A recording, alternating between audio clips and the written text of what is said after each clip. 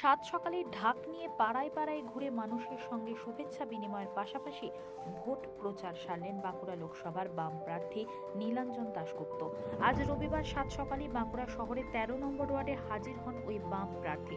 সঙ্গে দুটি ঢাক ও দলের কর্মীদের সঙ্গে নিয়ে পাড়ায় পাড়ায় ঘুরে মানুষের সাথে শুভেচ্ছা বিনিময় করেন তিনি।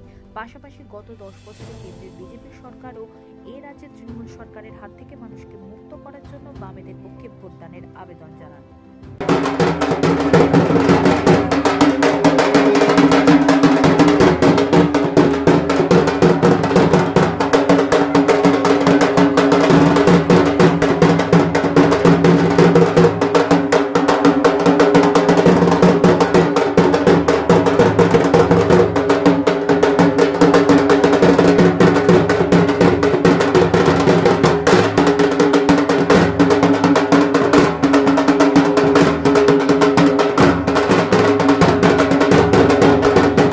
দেখুন, মূলত আজকে নববর্ষের সকলকে শুভেচ্ছা জানাচ্ছি। তাদের কথা শুনছি, তারা বলছেন যে এই গত 10 বছরের যন্ত্রণা থেকে এই বছরে তারা মুক্তি পেতে চান।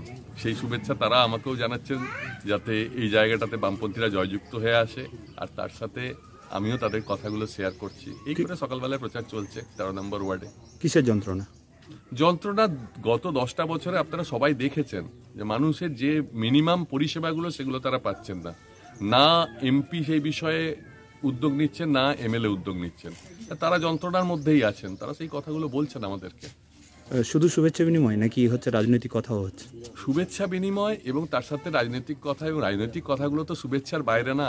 আমরা তো মানুষের সাথে আছি সারা বছর। তারা তাদের দুঃখ দুর্দশার কথায় বলছেন এবং তারা চাইছেন এই অপশাসন থেকে মুক্তি পেতে।